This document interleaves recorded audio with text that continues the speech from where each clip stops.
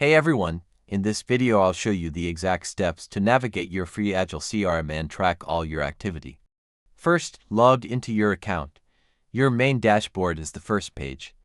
At the top, you'll see widgets for contacts, deals, and tasks. Now, look at the left side of your screen. This is your main menu. Click on Contacts to see your customer list. Click on Deals to see your sales pipeline.